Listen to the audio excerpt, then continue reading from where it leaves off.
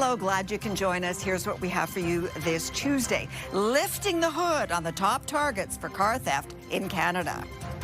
They seem to have somehow scanned my fob, erased it. The cars criminals are stealing the most and how they're doing it.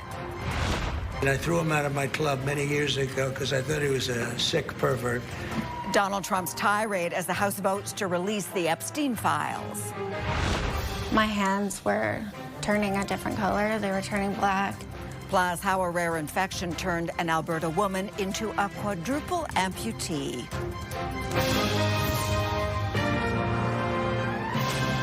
CTV National News with Sandy Ronaldo. A good news, bad news story to lead off our newscast. New stats show that car thefts in Canada are down, unless you happen to be driving one of the desirable models that criminals want. And one high-end SUV is particularly at risk, the Lexus TX series. But at the top of the list of 10 in 2024, the Toyota RAV4. CTV's Pat Foran details the top 10 in this billion-dollar business. No one wants to have their vehicle stolen. The headaches with replacing it, the expense, dealing with police and insurance is a major hassle. I went out of the house and the car that is normally there was gone. Rebecca Cuthbertson of Stratford was visiting family in Toronto when her car was stolen last night. It was found in a school parking lot this morning, likely waiting there to be scooped up by thieves. It does feel like a violation. Just that she's got her back window smashed, and I'm not allowed to touch the car, go into it. It's been taken for fingerprinting. Cuthbertson's 2019 Honda Civic is one of the most stolen cars in Canada. Topping the list is the Toyota RAV4, a favorite for thieves worldwide. It's very serviceable globally. It's a good utility vehicle, meaning it can be used in a variety of terrains and jurisdictions. The RAV4 was the most stolen, with more than 2,000 being taken across the country. It's followed by the Dodge Ram 1500 series, the Honda CR-V, the Ford F-150 series, and the Honda Civic. Even though the auto insurance industry lost $1 billion to auto theft last year, investigators say at least when it comes to stealing cars, the trend is going down and not up. There was an overall decrease in auto theft across Canada of 19%, but in the first half of this year, auto thefts in Ontario were down by almost 26%. We're not out of the woods yet, but definitely continuing doing what we're doing and combating this vehicle crime to make Canadians safe. As for Cuthbertson, she refers to her car as Grace and can't wait to get her back. I'm glad they found her. It's going to be a few days before I can have access to her again. I am very happy she's been found. Pat Foran, CTV News. Well, it appears that Canada's job prospects are not just frustrating young Canadians, but highly skilled and educated immigrants who are leaving this country within 5 years of landing. And the fear is the loss of this talent will hurt. CTV's Judy Trin delves deeper into the implications of the onward migration. Hey, Judy. Sandy, in the middle of a trade war, a new report casts doubt on whether or not Canada's immigration policy can retain the global talent necessary to bolster the economy. I'm a Canadian citizen, so it's just like it doesn't matter sometimes. Ankit Mishra immigrated from India. He has a master's degree in international economics and expertise in AI. He speaks French, yet he keeps getting turned down for jobs in Canada. So he's looking overseas, and he's not alone. Canada's most capable immigrants are, in fact, most likely to leave. A new study by the Institute for Canadian Citizenship analyzes 40 years of immigration data and found that 1 out of 5 permanent residents leave Canada within 25 years. The most capable, those with master's degrees or PhDs, leave at twice the rate of someone with a bachelor's degree. They're more likely to move on faster. The 5-year departure rate for immigrant healthcare workers is 36%. That's the same for scientists. The 5-year departure rate for experienced executives is 193% above average. Human resource professionals say the government is good at recruiting immigrants, but needs to develop a policy to retain them.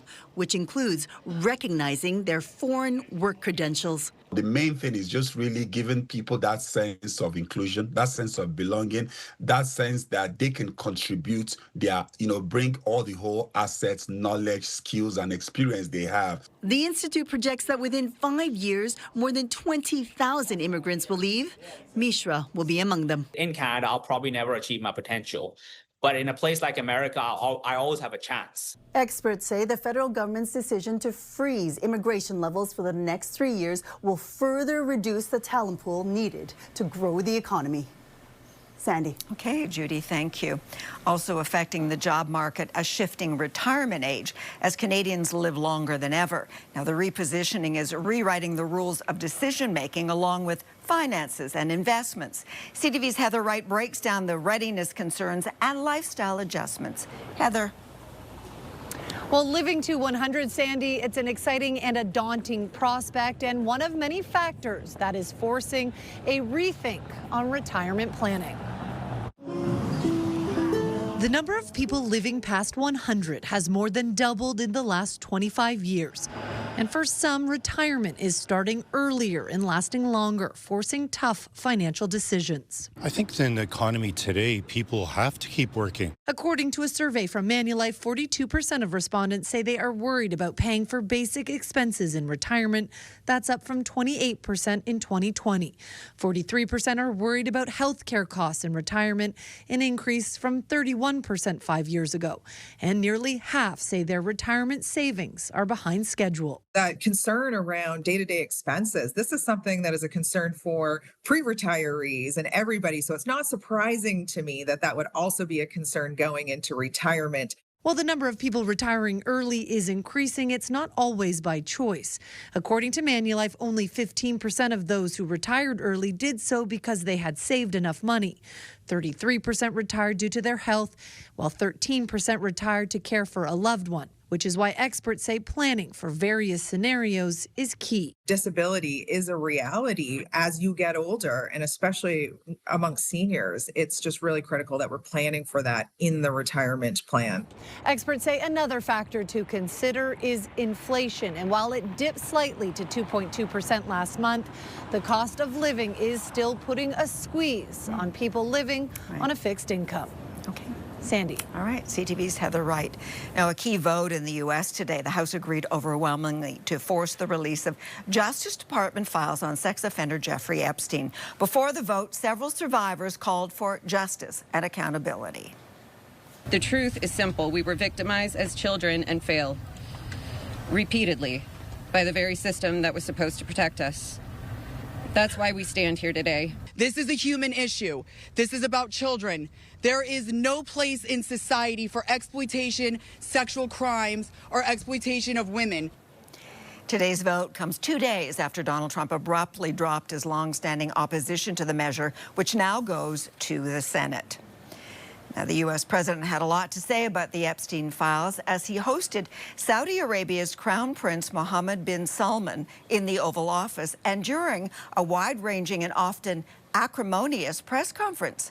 CTV's Washington Bureau Chief Joy Malbon is with us now. Okay, Joy, let's talk first about what happened when a question was asked about the high-profile murder of Saudi journalist Jamal Khashoggi. Now, describe the response. Sandy, that moment in the Oval Office was stunning. The president contradicted his own CIA, U.S. intelligence, who determined that it was likely that the Crown Prince ordered the killing of Washington Post journalist Jamal Khashoggi at the Saudi consulate. Now, the president lashed out when he was asked about ethical concerns about the Trump organization doing business in Saudi Arabia and those intelligence reports about the murder of Khashoggi. Have a listen. As far as this gentleman is concerned, he's done a phenomenal job. You're mentioning somebody that was extremely controversial. A lot of people didn't like that gentleman that you're talking about. Whether you like him or didn't like him, things happen. But he knew nothing about it, and we can leave it at that. You don't have to embarrass our guest by asking a question like that. All right, Joe, that was a stunning moment, but another one happened when Jeffrey Epstein and the release of files was brought up. The U.S. president just as combative. Now, what set him off?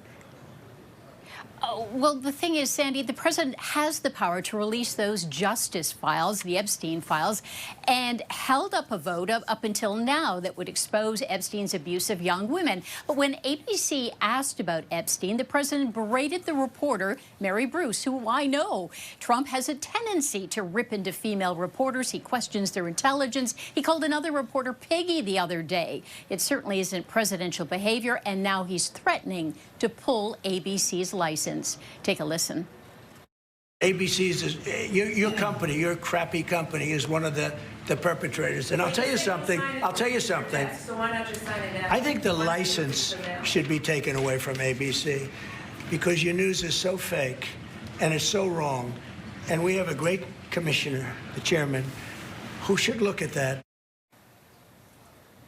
In a rare show of unity, Republicans and Democrats did vote 427-1 to release all those files. The first time almost every House Republican openly defied their own president. It's now over to the Senate, Sandy, as you said, and then the president who said he would sign it. An extraordinary day. That is for sure. Okay, Joy, thank you as always. Members of the Swedish royal family arrived in Ottawa this morning. They are here for a 3-day state visit aimed at strengthening ties.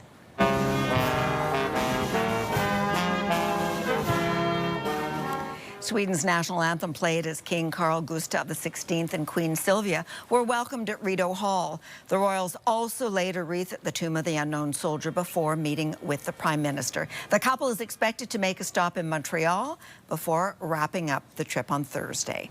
Now, accompanying the royals on this state visit are executives from Swedish manufacturer Saab.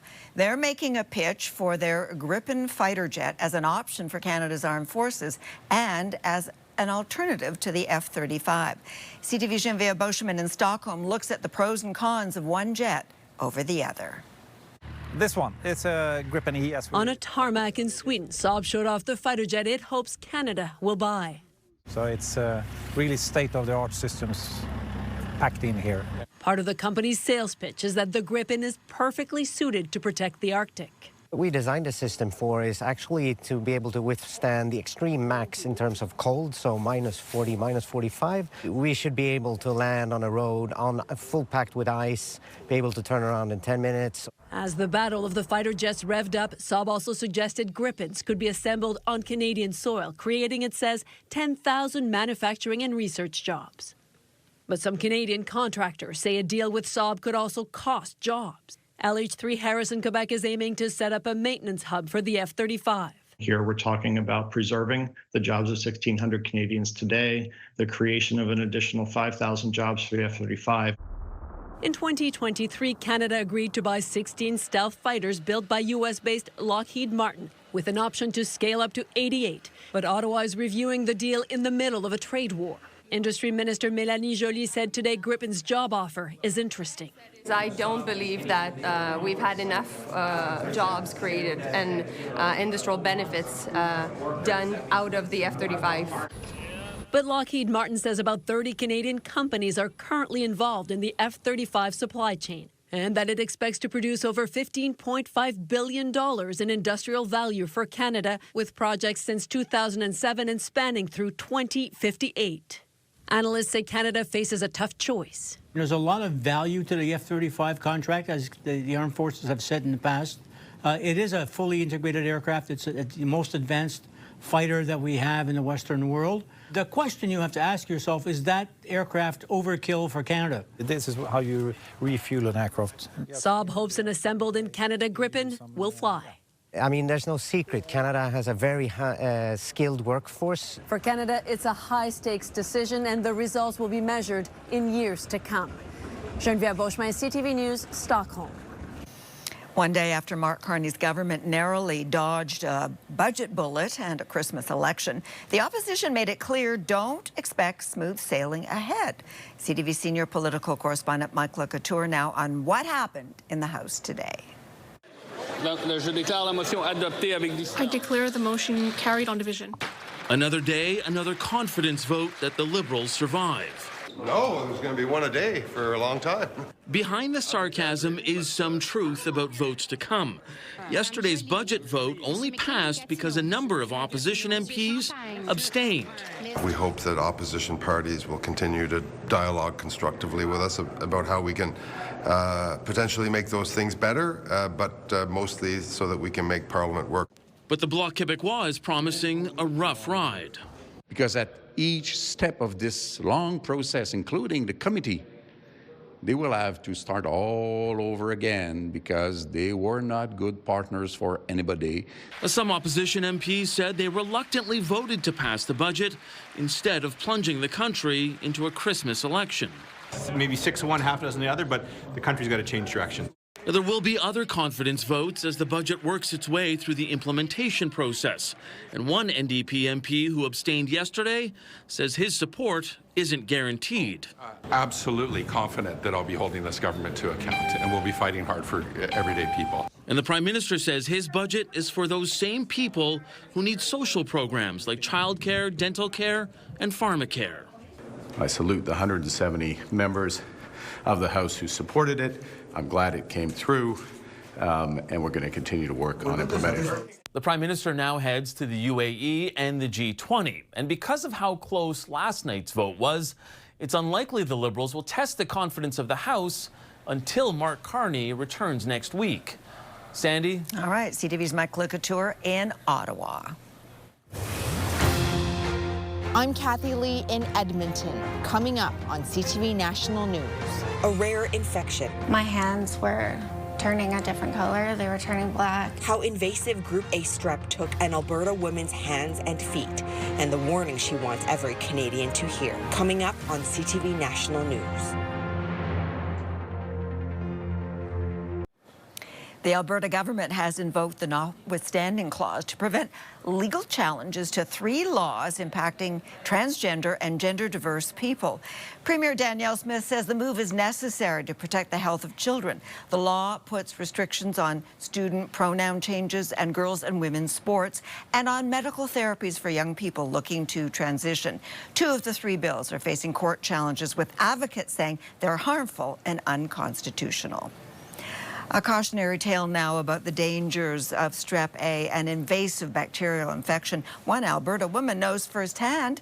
She got the illness, which led to sepsis, a life-threatening emergency. CTV's Kathy Lee has her story as we offer up a warning for others. Kathy. Sandy, the infection spread fast and left her with a devastating outcome. She's hoping her story brings much-needed awareness to invasive Group A strep. This is called a universal cuff. A simple task most take for granted. Now, a symbol of Jane Haley's fight to reclaim her life after a rare infection not only took her hands, It's like I got a text message, but also her feet. The life-changing event started on August 24th when she experienced some neck pain. The left side of my chest started hurting. The 41-year-old went to the ER where her condition rapidly worsened. She ended up in a medically induced coma for 8 days. But when she woke up, her nightmare was far from over. My hands were turning a different color. They were turning black. Invasive Group A strep sent Haley's body into septic toxic shock, forcing doctors to make an unthinkable choice. It came down to life or limbs. And they chose life, and I'm very grateful for that. Group A strep often causes mild illnesses, but if it hits the bloodstream, it can lead to sepsis and even death. National data shows invasive Group A strep infections increasing over the last decade. This is a global phenomenon that we're seeing these types of infections. People say, well, what could I have done to prevent it? And there really isn't much. For Haley, there's still no clear source of her infection. I would just want people to know your body and listen to it. The focus now, redefining her independence. And by her side, her mother, a constant source of strength. Together, they navigate this new reality. I see a future where I will be back to normal. I do. With courage and grace. Kathy Lee, CTV News, Edmonton. Still ahead, breaking her silence, what Sophie Gregoire Trudeau has to say about the new public spotlight on her ex.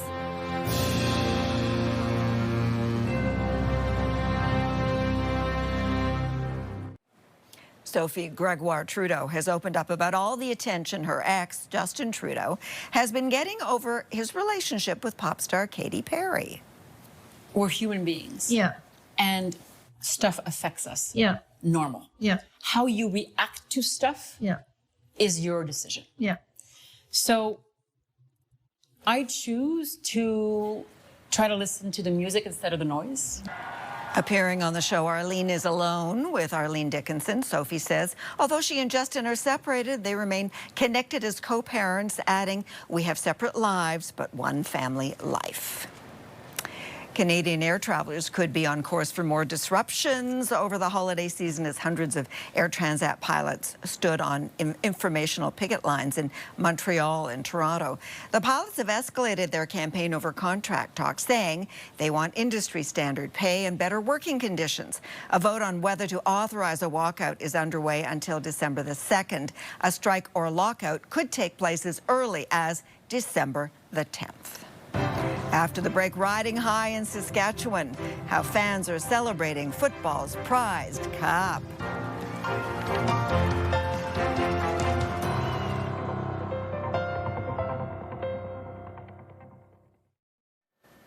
The party is on in Regina as the Grey Cup champion Saskatchewan Roughriders and their supporters celebrate Canadian football's biggest prize with a parade in the Queen City.